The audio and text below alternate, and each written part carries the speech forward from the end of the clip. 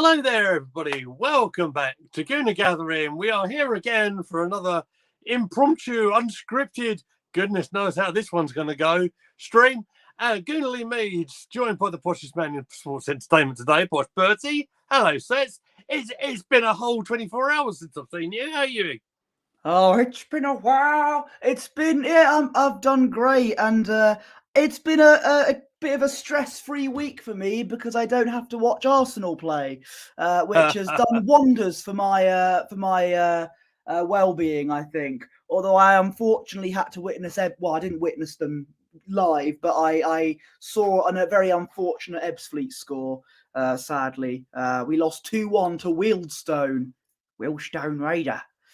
Yeah, it was a low light rather than a highlight, but for a promoted club, we're doing all right in the league so far. Anyway, that's my problems. But apart from that, it's been all right with me. Been all right at the back. What about you? Been all right at the back, is it? That's fantastic. So that's good to hear. So everybody, we don't really have a structure in place. We don't know where this conversation's going to go, but we are going to have a lot of fun with it. I want to mention before we even talk about football, actually, if you didn't have a chance to watch our Twitch stream from yesterday, I've got to say, in terms of our Twitch streams and our wrestling stuff that me and PoshBertie certainly do, I think yesterday was one of the best ones we've ever done. And I absolutely loved it. So, and it's still there on demand, twitch.tv/Gooner Gathering. We talk about Bray Wyatt a little bit, and there's two matches that we really talked about. And I think we had a fantastic time talking about Wyndham Rotunda. And it was nice to celebrate his life and a couple of high-profile matches that he had. It was good fun, wasn't it, Posh?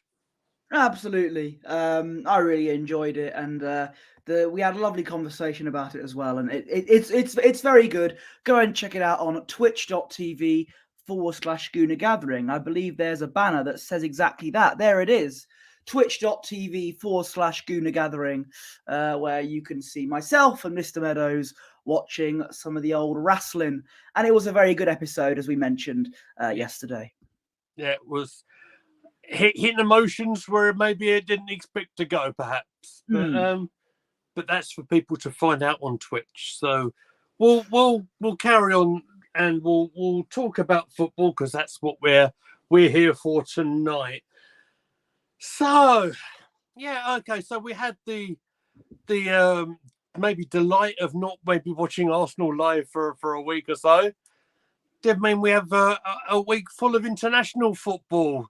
Now, how impressed, how excited were you? How we go? That's the question. How excited were you for Ukraine? Yeah, oh, God. That was exactly my reaction. Just went away. Go. No. I teleported like Bray Wyatt. Oh, there we go. Hang on, let me fix it. There we go. Thank you. So you asked me how excited I was for England's 1-1 draw with Ukraine. I'll be honest, I didn't even watch it, but I saw the goals for research purposes on your stream. Yeah, it wasn't a good result, wasn't it? And it just makes you feel that... I mean, just the squad selection in general. I mean, Maguire and Henderson still. Why? Why would you do that? Exactly. Even more wise than Simon Miller. So exactly. Yeah. I thought we'd go into that first because I strangely, I do see a lot of Twitter posts from one PoshBertie, and the team lineup, I would say, is baffling. Is probably the best word. Now, bear in mind, we just came off beating United last Sunday. Sorry, the Sunday before. Let me correct myself. And it should tell you everything you need to know by the fact that one Harry Maguire received a standing ovation from the North Bank when he came on as substitute. You should see my reaction when he was about to get substituted. I was like, oh my God, we've got a chance. But yeah. Here we go. But it seems like it doesn't matter to Southgate whether he's playing for United or not Mm. playing for United, whether he's playing well or not playing well, he keeps on picking him. And I think that is quite wrong. I think there are probably other players around that are in far better positions to be in contention. What do you think? Yeah, I completely agree. And, you know, there are many defenders in form at the moment, even in the other leagues. You got Tomori as well, who I've always rated That's at AC exactly the one I Milan. was And thinking of. yeah, you know, he's right there. And even Gueye for Crystal Palace, I think he's been selected. I'm not sure. He's I think so. better, and I just don't get it. Yes, Maguire has done well for England in the past, but when you look at form, you look at how he's done for United, and it's just, and you've got an aging Jordan Henderson as well, when there are many younger midfielders that can offer so much more, yet Southgate is still starting the two players that, well, time has certainly passed them by nowadays. It makes no sense, and you got to question the management. Yeah, I think you're right. Of course, the Especially with Henderson. a team like with lots of exciting players like Jude Bellingham, for example, Harry Kane. We got world-class players in the team, mixed in with lots of really exciting youngsters, and yet you still pick Harry Maguire. It's the elephant in the room, really, isn't it? Yeah, goodness me, look at that. There's 7 minutes gone. I think we're agreeing with everything so far. That's a bit weird, isn't it? But So we'll talk about Kai Havertz maybe, and then it'll be all, you know, we'll restore yeah, the normality. normality. Yeah, we'll get there. We'll get there. But no, you are right. The Henderson one also caused a lot of controversy as well because of the moving up to the Saudi leagues, of course. Even before the game, there's a lot of controversy if he was to start. Certain groups of the England support were supposedly going to turn their back on him because they feel, I'm talking about the LGBT community, was they feel that Henderson has turned their back on him because of the move to oversee, obviously I don't think that's got really anything to do with him starting no, for it doesn't. internationally. No, it doesn't. But that's I mean, it's a story that it certainly was in there, in that obviously it's a difficult subject to breach, but it's not really looked upon favourably, shall we say, politically, I guess, over in Saudi. And very much for a player, Henderson has been very supportive of that group. But you're right also in saying that I'm not even sure Henderson's debuted yet over in Saudi, and there probably are other players, younger players, is a great point as well. Yeah, Potentially for quicker and more dynamic, and just yeah, potentially because you almost, I almost feel like that Liverpool midfield from last season was almost quite pedestrian-like, and you're talking about movement and players moving off there, and just ability on the ball. Henderson's not a bad holder, but I think there's better players around to play in a position potentially, especially if you've got a defensive player like you Declan Rice, of course, played 90 minutes in this match. Do you really need someone else anchoring him here in this situation? Is there someone else that could probably play alongside him? What do you think? Yeah, I just think that, I mean, Rice is a player of today, if that makes sense. You can see Yeah. why he's in the team. I mean, I remember Jordan Henderson playing for England in 2012. So, you know, it's like he was selected in the World Cup in 2014. Sorry to make you feel old, but that was nearly 10 years ago. Yeah. We need to get players of the present. And Henderson's coming up, I think he's in his 30s now. And even players like Maguire, who are not, they don't suit the modern game, if that makes sense. And Maguire especially really out of form, and Southgate still selects those types of players. It's baffling to me. Yeah. Again, It's a very strange one. Let's jump into the first goal, shall we? And one of our own, if you like him or loathe him. Maybe that's a bit unfair, but you know my views on playing left back, right? But Alexander Zinchenko did score a lovely goal for the Ukraine. It was quite a nice flowing move. It's worth pointing out, of course, Zinchenko was playing in midfield, so he did have that little bit of freedom to move around a little bit. It's quite a nice flow move, and the ball gets played across to him in the penalty area. And we know Zinny's got a lovely left foot, and he put the ball quite nicely away against Jordan Pickford, didn't he?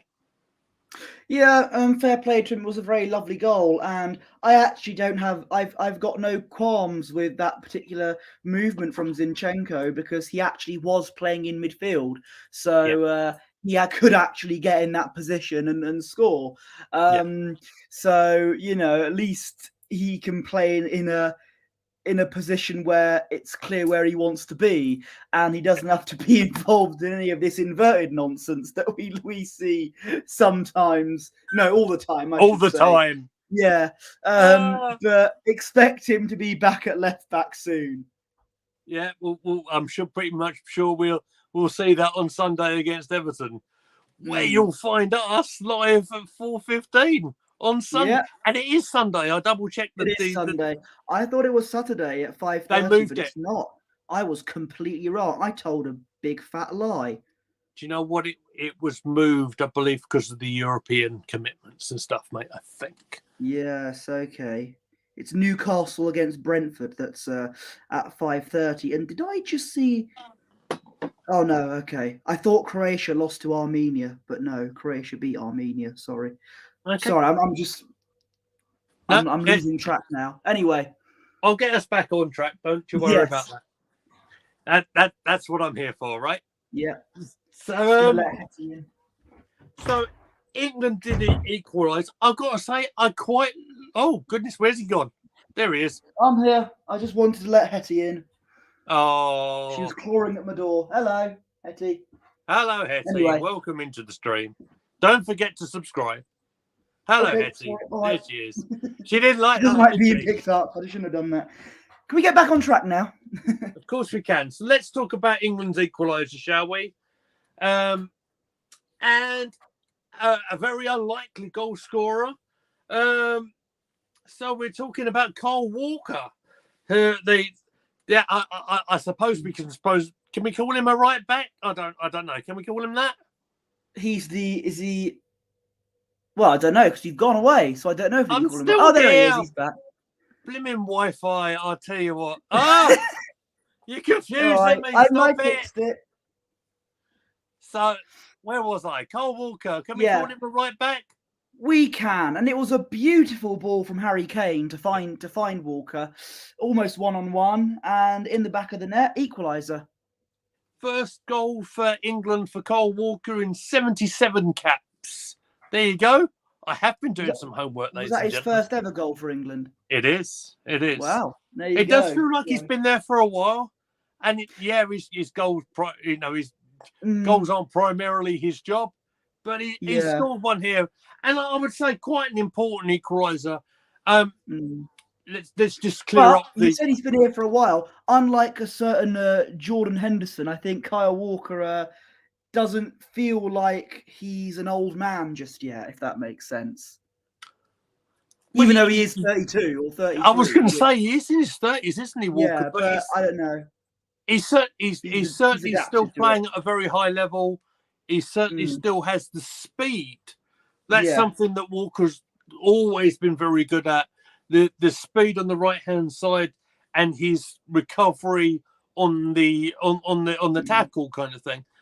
Almost like Hector Bellerin back in his prime.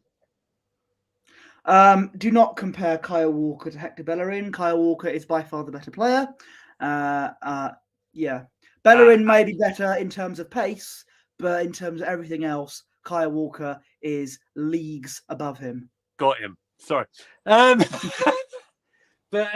there we go. That was the end of the scoring there wasn't really that much to separate the sides.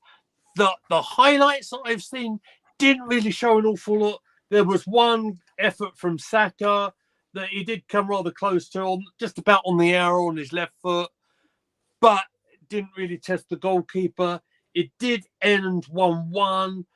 In terms of the group, England are actually in a pretty good position. Of course, Group C, England are on top with 13 points, and Ukraine are second with 7. With the squad that we have and the players that we have, I think you'll agree with me on this. We've got almost like a golden generation now, and I think this is the best Heard this chance. before. Yeah, it's the best chance we have in winning major silverware in yonks. But I think the problem is you've got a manager that doesn't suit that particular style. You got a manager that still picks the likes of Maguire and Henderson. As I know I keep mentioning those two, but it's still, yeah. You got players like Phil Foden, Jude Bellingham, Harry Kane, Bukayo Saka, and youngsters coming in like Tomori, and even experienced players, Kyle Walker as well, like we've mentioned. There is and Declan Rice as well. There's some very good players in that squad. And I think one of the only sides that you could argue might be as good as us, or we can go toe to toe with, is France in Europe, that is, or Portugal maybe. So there's only like 3 sides, I think, that on paper you'd expect to be on the top of the tree. Yeah. And in terms of players there, and I would put England up there. But the thing is, I think Southgate's he's not the manager that would suit us. He's holding us back, I think, because I look back to some of the decisions he made against France in the World Cup. Saka was causing problems for all of the French players in that match. Yeah. And he was, the only way you could stop him was to foul him and potentially give away a penalty. And he took him off. I can just about remember that. Yeah. Yeah. And he took him off, and I'm pretty sure he brought Henderson on as well, quite frankly. When we were losing, he took off an attacker and bringing on like a defender or a defensive midfielder. So I just think that we've got a fantastic squad and a really good chance to win the Euros. We don't have to worry about the likes of Brazil or Argentina in that tournament. It's only like the likes of France or Portugal we can be concerned about. But we've got a good chance to win that tournament. We've just got a really uninspiring manager. That's the problem. So would you agree that we may have to roll the dice and get someone more inspiring in before the tournament? In my mind, yes.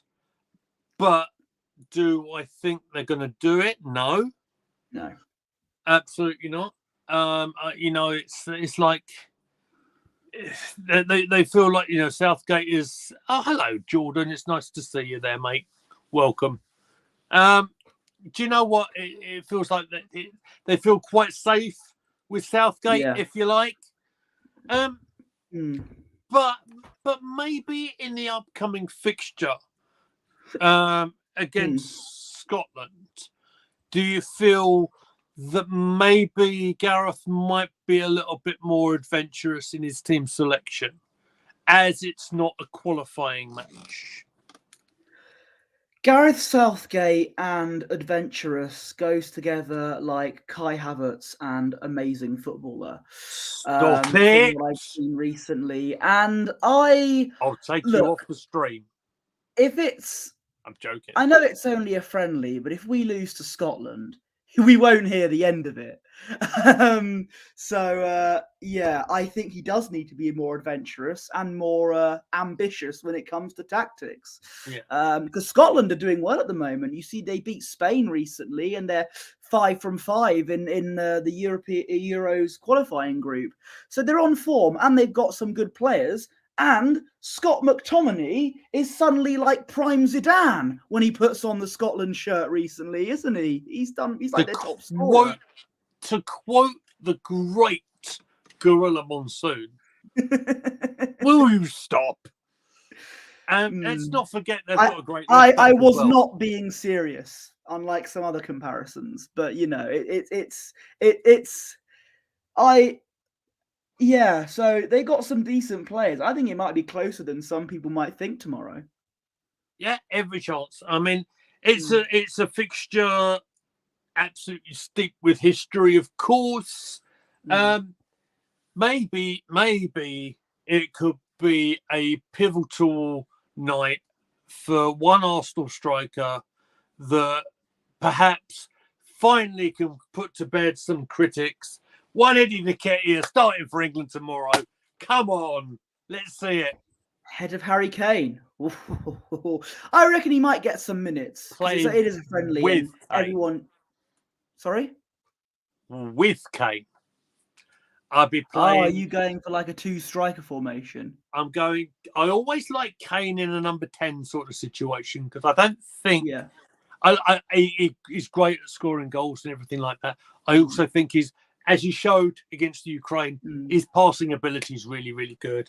And I think in terms of Premier League strikers, and you might ridicule me as much as you want, and I don't really care because I quite like going with this bit. Eddie's been actually our most prominent attacking player in terms of the opening few He's games up of the there. season. You know, he scored goals, he's won penalties, and he fully justifies his place in that England squad. And you know what? There was a time way back when you probably weren't even around where England and the home nations had this tournament called the Nations League, and it was quite exciting. It made it's our mini tournament, if you like. And you know what? As I'm part Scottish as well, I The am Nations super. League is still going, but it's different format, isn't It's it? Not that different. Nations It's League. called different nations league, if you like. But I'm super pumped for tomorrow's game, and I'm really looking forward to it. Be nice to see Kieran Tierney as well, of course, for Scotland. Let's not forget he might be gone from Arsenal Football Club at least temporarily, but it will be nice to see him tomorrow night. Just to finish off the admin on the England game, just in terms of Arsenal players, because we are Gooner gathering, of course. Declan Rice playing 90 minutes in the centre of our midfield. Saka playing 86 minutes, and it'll be interesting to see if Saka can get a rest tomorrow, or perhaps he'll just run into the ground like Arsenal have been doing for the last 2 years. But you know that we'll see. We'll see. I'm sure we'll do a reactions or a similar sort of review later on in the week for this one. Certainly tomorrow, I'm on full-time daddy duty tomorrow, so I won't be able to do this. But shall we go through some of the other Arsenal players involved in some international games? It might be a good place because you just mentioned him. Your best friend and you in terms of all-time footballers, Kai Havertz starting for Germany What was the score? What was the Germany score? I'm going to it. They're playing against Tomiyasu's Japan, and Japan won 4-1 away from home in Germany. Havertz did. No, I'm not going to say it's all down to Havertz. It's not Havertz's fault. It's no, I think it's Gene Snitsky's fault. More players and the manager. No, perhaps so, but interesting to note Tomiyasu in terms of Arsenal players did play the 90 minutes. I think that's quite important for him because, you know, obviously he was very much a bit part of this season, perhaps with Julian Timber's injury, that it's quite important for him to remain sharp. Seems like he's going to be one of perhaps two utility players that could fill in the fullback spots. We'll come to the other one in a bit. It's quite important for him to get some minutes, and you know, to get a 4-1 win away from home against Germany of all things. You know, it was quite an effort. The Germany manager, of course, got sacked. What's his name? Hansi Flick. He's Hansi flicked Flick. off. He got the flick, Mm. perhaps. That's pretty much all I have to say about that one. But at least Germany seem to be rolling the dice on a new manager before a major international tournament. So again, you don't see any reason why England should do it, but yeah, they won't. So, in terms of that one, who do you think Germany might be looking at? Probably someone from the German leagues. I wouldn't be too surprised if one Thomas Tuchel gets it. Really? That's interesting. Well, he's German. He's the Bayern manager, isn't he? Currently. Yeah. Oh, okay. Nagelsmann then. That's who I was thinking of. He's unemployed and he's German, so Okay. who knows? Can I throw another name at you? Go on. Liverpool's Klopp. I think he's in charge of Liverpool at the moment. I think he'll probably focus on that instead. I can't see him leaving straight away for another job. Lots of internal rumblings. Certainly, Jordan will know amongst the Liverpool fan base that maybe Klopp's time may be ticking at Anfield. I would say that's one to keep an eye on. I think if they have a similar season to last season, then yeah, I can see him leaving. Yeah. But whether it's going to be mid-season, I doubt it. But we'll have to wait and see. Yeah. So moving away from that one, let's talk about Belgium's 1-0 win briefly against Azerbaijan. PoshBertie's one of it. I would suggest probably one of your favourite Arsenal players, and Trossard did get a start here and got 79 minutes, and they got the away win, and they're indeed they're top of their group, Group F level with Austria. Yeah. I actually just had a browse through the scores on Saturday. I think Carrasco was the scorer for Belgium. I don't know if Trossard did anything in the game. I obviously didn't see it, but good to see him get the minutes in, which is important because he has been a bit of a rotation player, hasn't he, for Arsenal, when he gets used, that is. But yeah. So I'm glad you brought that up, because I think Arsenal's fixtures coming up are going through multiple competitions. Yeah. I think almost if squad depth is important.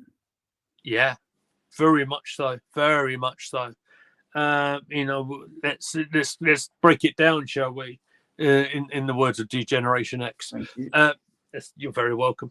So, big, obviously, Premier League game. Goodison Park on Sunday coming up. PSV in the Champions League. Yes, we are a week and a half, ladies and gentlemen, from talking about Champions League and Arsenal again. Can you believe it? Oh. And we're going to be playing against Sergio Ramos when we play Sevilla. That is going to be extraordinary. I can tell you that much. It'll be so Ramos against Havertz. Come on, Shabba. Nice, Shabba. Let's talk about the other fixtures also. I believe, correct me if I'm wrong, Tottenham coming up in the Premier League. Yeah, that's Brentford coming up in the Cup. So Tottenham isn't this coming Saturday, but the next Saturday or Sunday. Sunday, I think. Yeah. Which means, of course, it'll be a televised game, which, of course, means that and Tottenham, if you like seeing us absolutely lose the plot in terms of going through a 90-minute commentary, by the way, I love doing them commentaries with you. I do too. It's one of the highlights of doing these sort of things on YouTube, which, which it just, as fans, we can have our say and have the passion that perhaps an on-screen Sky or whatever they're called now, they're called, they're not BT anymore, are they? TNT they're called Sports. TNT, Dynamite, whatever they are. There you go. Yeah. We'll give you the genuine emotion And my goodness me, did the Man United game give you full of emotions, I'll tell you that much. Yeah. Up and down, everywhere. More ups and downs than Simon Miller on a trampoline. That's the second time we've referenced that lovely man. And he's an Arsenal He'll fan have as to well. stop paying us if you carry on like that, mate. So, I'll if give you you all haven't that seen, money. if you haven't seen our reactions to the Man United game, there's a super cut of about 15 minutes, which I painstakingly put together. And I am super proud of how it's all come out. So make sure you check that out on the channel, perhaps once we're done here. I think there's one player I don't think we've mentioned for the internationals. I'll go through this real brief because I've got nothing really to add. Kivior, who played 90 minutes, Poland losing 2-0 away to Albania. Of course, Kivior will be perhaps a centre-back that might be Poland lost to Albania. They lost 2-0 to Albania. Indeed. An unexpected result there. Perhaps so. But maybe with Kivior, you have to keep an eye on him because, of course, Rob Holding has now left to join Crystal Palace. Yeah. And I would suggest he's probably the first in line to come in should one of the regular centre-halves and, pick up an injury, which is probably where I bring in this little story with Gabriel Magalhaes. I think is how you say it. Yeah. Magalhaes. Look, I tried, okay? I'm very tired. I've been up since 5 o'clock this morning. Give me a break. You've been to the Paul Merson School of Pronunciations.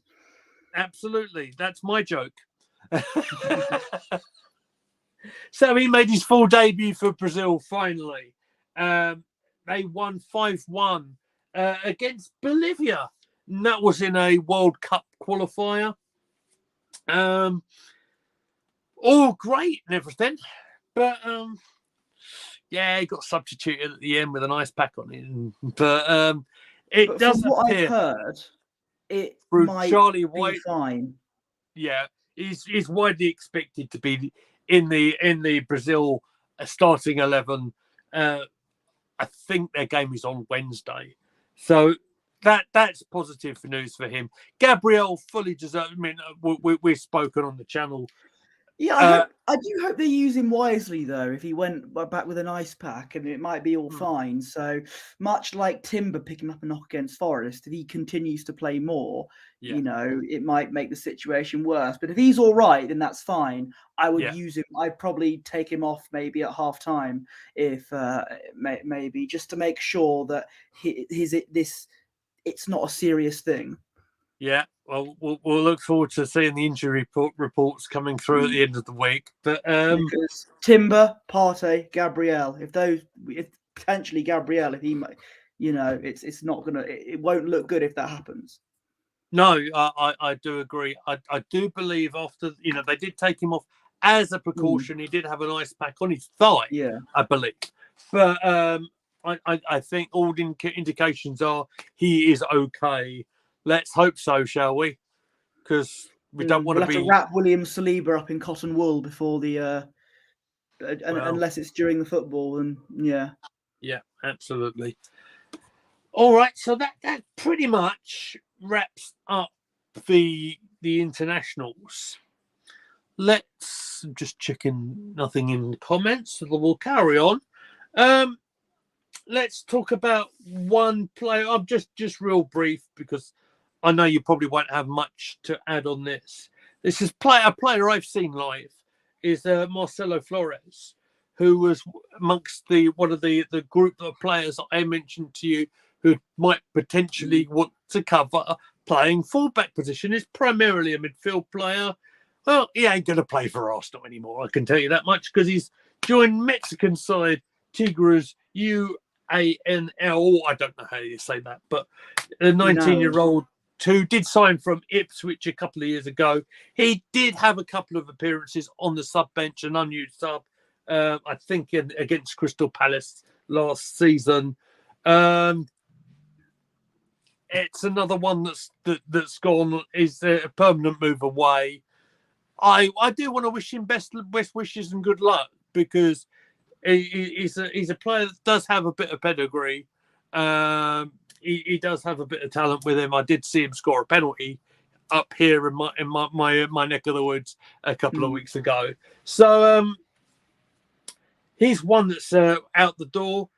Let's talk about our former record signing, shall we? Let's talk about one Nicola Pepe. So as you'll remember, I'm sure we bought him in for £72 million with a bit of fanfare, and it all got quite exciting. And it's probably right to say that it's not really worked out great for Pepe. He did have his moments, and I said on the short video that I'd prepared a couple of days ago, there were certainly some moments in his Arsenal career that will be remembered. Certainly being involved in that COVID hit season where we won the FA Cup, of course. Brilliant free kick taker. Well, I was going to mention the double. I haven't got the club written down, but there was a game in the Europa League. He did score twice. I think it was called a Cycle Victoria or something like that.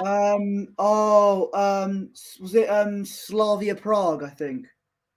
No, it was. Or I'm sure it became Prague. a thing. It was one of those teams. Maybe chat can correct us, perhaps. Okay. But even so, I want to know your feelings of Arsenal doing the termination on this one. I want to bear in mind, similar to Aubameyang in January of last season, right? That he only had, so in Pepe's case, he only had a year left in his contract.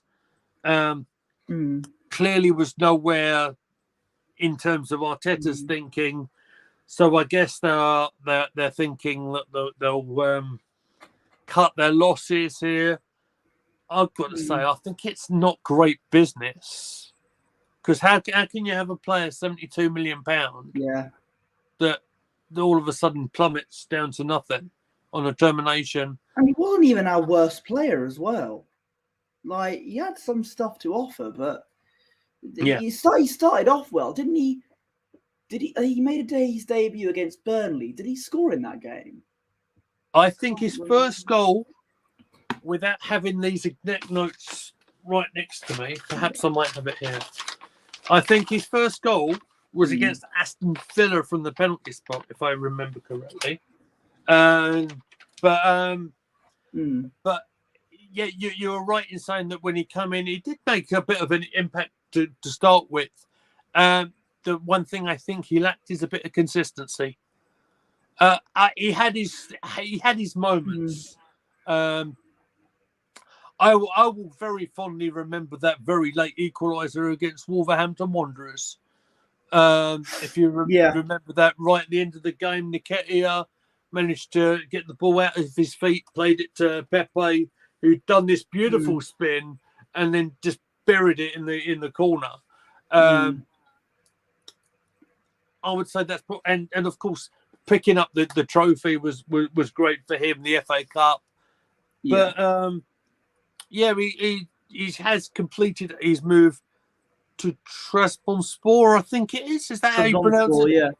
Up in Turkey. Again, I don't really have an awful lot bad to say about Pepe in the fact that he of course wasn't getting game time. He spent last season up in Nice, 28 appearances over there, 8 goals. From what I've seen, kept his mouth closed. He's just got on with it. And I think at 28 years old, I think he is now, just wants to get playing football again. And after 111 appearances, I think, without having the exact figure, I think it's about 30, 40 goals for him. And all I will say is, I'm pretty sure we'll come across his path sooner rather than later. I'm pretty sure of that. But we'll say best wishes to him. He goes. No, I again, Pepe started off well. He was a great free kick taker, and there were times where he scored a couple of good goals, but it kind of just was a bit mess afterwards. And I still think he would have been a good player to have in the squad, perhaps as backup to Saka, maybe, as we are lacking in that area. But clearly, Arteta doesn't see him in the squad now. But to go from signing him for 70 odd £70 million to terminating his contract is stunning, really. Well, it's much along the lines of Aubameyang and Ozil, and maybe to a lesser extent Kolasinac as well. But that's what's happened. We're reporting what's actually happened. I ain't a fan of the termination, because I'm pretty sure there was some value there. But obviously, in terms of the player's career and everything like that, he would have needed to get playing time. And maybe the club were trying to help him out, whether it's right or wrong. What are we to say? But moving away from Pepe, there's 2 club awards that I want to talk about, and then we'll go into the business of talking about Arsenal's squad for the Champions League, which, can you believe, is a week and a half away. I know. Wow. It's been so long. It's been so long. So let's go with Declan Rice picking up the August Player of the Month for Arsenal. Let's try to keep straight faces and say we always knew he was going to become an Arsenal player, didn't we, Posh? And we always knew he'd make an impact. I'm very pleased with how he's taken to the team like a duck to water. And you know what? He has been one of our best players. The way he's controlled the midfield, and his goal against United, of course, sending out every emotion of my being. Yeah, I'm really pleased we got round to signing him. Yes, we could have signed him earlier, but I'm just nitpicking. He's done very well for us. I love his leadership in our midfield, my friend. He's obviously the former West Ham captain has got it in him. He's an organizer, even in the chaos of him jumping into the North Bank after the goal this part a couple of weekends ago. As soon as they were setting up, you could see him organizing players, making sure they stay in the right positions. Telling them, hey, concentrate, lads. That is something we've been lacking. We've lacked a bit of that leadership. And it's a different style of leadership to perhaps what Ødegaard might offer as well. Some people might argue who the real captain is. Yes, Ødegaard has the armband, but it doesn't hurt to have certain leaders in that. I think Gabriel's also one of them, who like a genuine leader in a starting 11, putting players in the right places, and again very key. Gabriel and Rice, of course, in a starting lineup. Nothing to add? Nope. Okay. I was just replying to a text. Gabriel in the starting lineup, did you say? Yes, I was pleased to see him back in that starting 11, as you mentioned. Hopefully that injury you said wasn't serious. Just want to briefly touch upon, before I go on to the other award, the reports of Gabriel, of course, going to Saudi Arabia, wasn't there? Reports about Arsenal rejecting, I believe it was something on the lines of £160 million bid. So does that suggest that they're quite serious about him? Maybe they were managing game time, or what the heck was the last sort of the 3 games before he came in? You know the reason why I think Arteta wanted to had to have Partey at back and Gabriel having to be the fall guy and be dropped. But we're not going to go into that. No. But I thought that was baffling. But there were rumours that he was going to go to Saudi Arabia or Real Madrid. But to turn down 160 million, I think it's fair to say that he is in the plans now this season. Yeah, very much so. I would say, for me, he is one of the very first names on the squad sheet. But that's just me, because Especially if you got him in the FPL team. It's got nothing to do with it, mate. Nothing to do with it. Will you be serious? But yeah, for consistency, playing every single game pretty much for the last 2 years or something. Baffling that he didn't start. I'm confused. But whether they're managing game time, whether they were trying to sort of put square pegs in round holes to fill in certain players elsewhere, whether that's got anything to do with it, whether there's something else that's gone on that we didn't know about, but perhaps has been sorted out internally, and now he's with us and playing. Let's hope he's. For me, I'm hoping he's staying in that starting 11, and then perhaps sort of leading us to some glory. Emerson, hello, welcome. It's nice to see you here. Welcome. Yes, the other individual award that we will talk about is the star boy, of course, Bukayo Saka, for his scorcher of a goal against Nottingham Forest in the opening game of the season. It's such a shame that my reaction wasn't on camera watching Saka's goal, because it was certainly something. Yeah. Would you Brilliant. like to give us a recreation? No, because it's not in the moment. And also I've got a cat with me and I don't want to frighten her. Okay, fair enough. But let's remind everybody that the play involved William Saliba. After the quick free kick, they sort of played a bit of a 1-2 with each other. And Bukayo just does what he does best and just absolutely blasted it into the corner. I think it's fair to say I don't think we've seen the best of Bukayo this season yet. But no. But then we have very high standards with him. That's the thing, isn't it? And even in times where he's not maybe contributed so much as we'd like to see, there are moments like this moment here against Forest, like the corner against Man United, where he's actually contributed to the team. Maybe not as maybe starting the season a little bit slower maybe than not as consistent as you might want him to.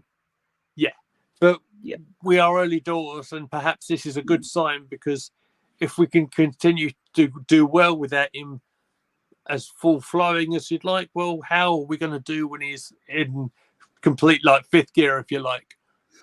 Yeah, exactly. And I do think he gave away the goal against Fulham, didn't he, in the first minute, which was foolish of him. But I think look, he's not firing on all cylinders, but he has, as you said, he has contributed a bit with the goal against Forest and the corner against Man United, who,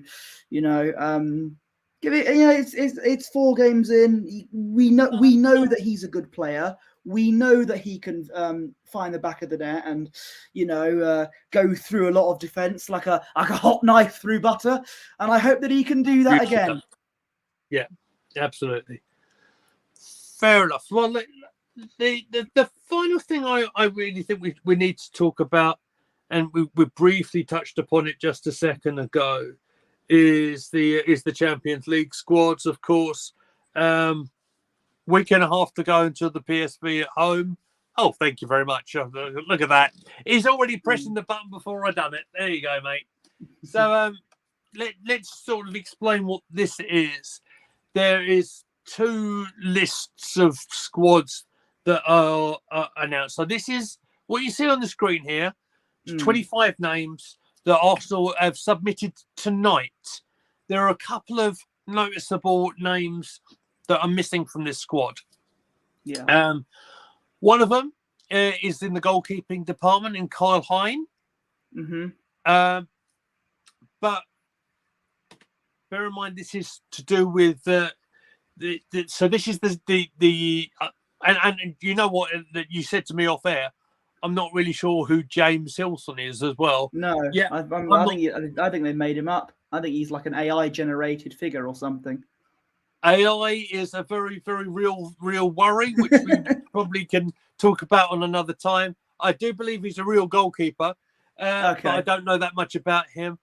But obviously, Hein being the age he is as well, they are allowed to, like, I think at midnight on the day before the game, they can give in like a B squad, if you like, of names that they can add to the match day squad. Sorry, as my voice is deciding to give up, I'm not surprised this is happening. This has been threatening to happen since the United game. So it's I'm good. So the players you were talking about were Karl Hein, Rule Walters, I believe, and of course Jurriën Timber. So with Timber, of course, he's injured. Yeah. So he's not been included in this squad. He can be added in January. So interestingly, in the defense lineup here, we have got Cedric Suarez here. He's obviously not managed to get himself a move away. In a positive light from it, and I know people are going to disagree with me, but at least he has some experience with him, and he can play both sides as a fullback. That's an argument. I know people will. Yeah, Cedric has got high-profile European experience. He won the Euros with Portugal. Yeah, in 2016. Fun fact. Absolutely, not featured since his loan spell.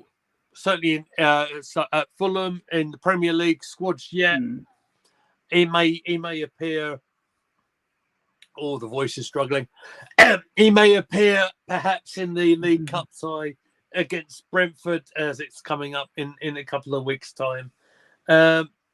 So I don't think the only other. If you want to rest your voice for a minute, and I'll go through the squad, then that'll be great. So obviously, goalkeepers: Ramsdale, Raya, James Hilson. Defenders: Cedric, Lino Souza. No, me neither. Tomiyasu, Zinchenko, Ben White, Gabriel, Kivior, and Saliba.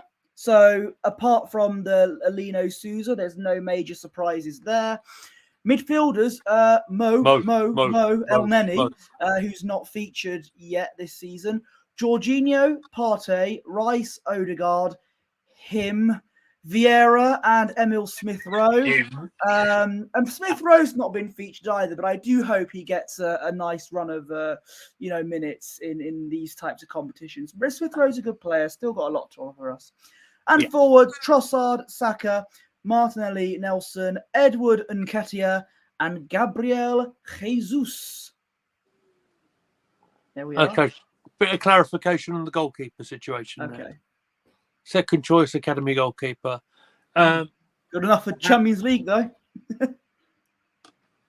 But like I said, with the likes of Hein around, there'll be other perhaps younger players that might be not needed to be named in this. In this initial 25. So there you are. This is going to be a very interesting week or couple of weeks coming up. Some very high profile fixtures coming up for us. None more so, I suppose. Let's look at the next game coming forward. Everton always seem to give us a bit of a struggle. We'll focus more on that later on in the week, I think. Yeah. We might get stone cold Sean Dyche. Hopefully we won't. Yeah. I mean, once we've got the players back from internationals and all that, we'll see what sort of state we're in. And he says, as he's struggling to get words out of his mouth at the moment, this has been threatening to happen for a while. Well, look, Everton have been shocking all season so far. If we lose that, then it's unacceptable. I'm sure you'll agree with me on that. Yeah, it's a fixture that we absolutely have to go and win away from home, and I want to see us a little bit more solid at the back as well, and then we can start thinking about hitting the old Champions League notes as well. But that's absolutely, that's going to be something that we haven't seen in quite a while. But yes, I did not wait 7 years to get grouped. I did not wait 7 years to get kicked out the group stages. So let that be a warning to the players and the manager. I want to see a decent cup run. not getting knocked out the group stages. We can win Well, that group. It's winnable. I think the draw has been very kind to us. Yeah. It's up to the players to see that through. Yeah. Yeah, I got that. I got that. Same with the under-21s as well. Yeah, absolutely got that. No worries. So, listen, I think we've pretty much covered everything that we were going to cover tonight. Bit of a shout out to Matt Roberts, who I know at some stage during this evening is going to send across a video for me in relation to the Arsenal ladies side and their Champions League qualifier against Paris. I won't say any more than that because I'm going to leave that for our colleague Matt Roberts to take care of. Less said about the result, the better, I think. Perhaps so. Perhaps so. So let's just wrap this one up tonight because I don't think I can get many more words out of my mouth. Let's pop the social medias up. And would you like to tell everyone where they can find you, Posh? All right. You can. I'm a teenager. You can follow me on Twitter at PoshBertie and Instagram at BertieOneless. Thank you very much. So I'll try and get this last sentence out. You can find me on Twitter at GoonerLeeMeads. You can find all of us on the channel at Gooner Gathering. It's been an absolute pleasure having you all with us this evening. Hope you enjoy what we're doing. If you like what we're doing, hit the like, share, and subscribe. And until we come across on the next live stream, perhaps with a bit more voice, we shall see you really, really soon. Thank you for watching.